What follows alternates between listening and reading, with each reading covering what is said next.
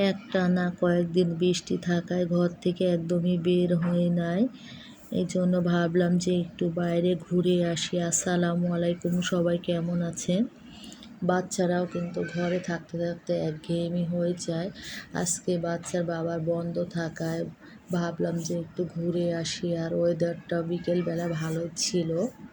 এই জন্য সপরিবারে সবাই একসাথে বের হয়েছি একটু টাইম পাস করার জন্য। আর বাচ্চাদের বাবা মার সাথে ঘুরলে তাদের মনও ভালো থাকে, বাবা মার সান্নিধ্যও কিন্তু বাচ্চারা পায়।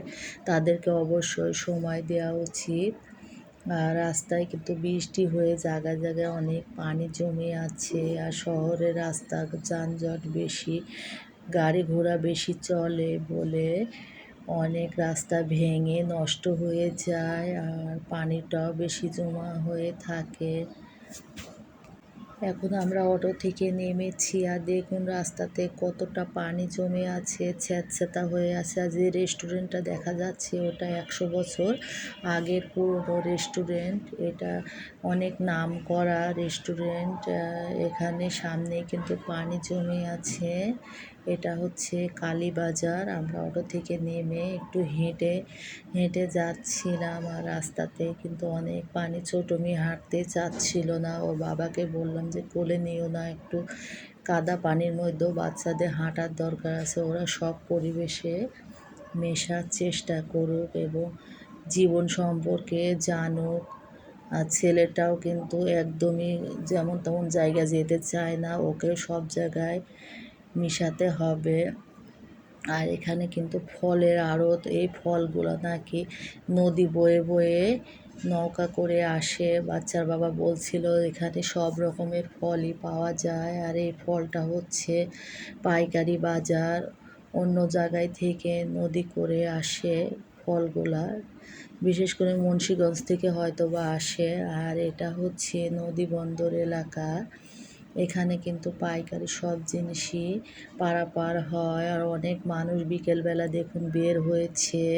শহরে বন্দি জায়গায় মানুষ কর্মব্যস্ততায় থাকে, সবাই ঘুরতে বের হয় বিকেলের দিকে। আমরা এখন নদীর পাড়ে চলে এসেছি। এটা হচ্ছে 5 নম্বর নদীর ঘাট। আর এখানে কিন্তু বিকেলবেলা অনেক মানুষ ঘুরতে আসে।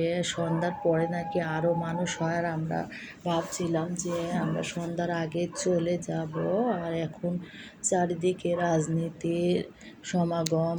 যেখানে বসছিলাম দেখলাম যে রাজনীতির সমাবেশ চলতেছে। আমরা ভাবলাম যে তাড়াতাড়ি ঘুরে আমরা চলে যাব, সন্ধ্যা আর করব না।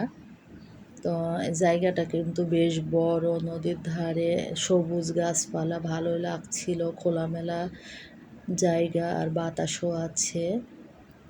আর এখানকার আবহাওয়া অনেক ভালো ছিল নদীর ধারে, তো এই জন্য বাতাসটাও বেশি। আর এখানে একটা খোলা মাঠের মতো বালি ফেলেছে, সবাই কিন্তু যার যার মতো পিক উঠতেছে। আমিও আমার মেয়ের কয়েকটা ছবি উঠিয়ে নিয়েছি।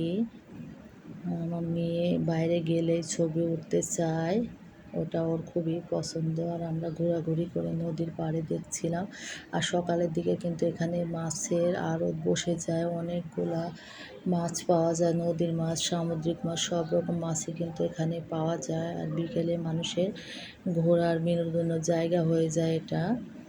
আর দেখুন আকাশে ওয়েদারটা অনেক ভালো, চারিদিকে সুন্দর মনোরম পরিবেশ দেখে মনে হচ্ছে যে আমরা কক্সবাজার চলে এসেছি।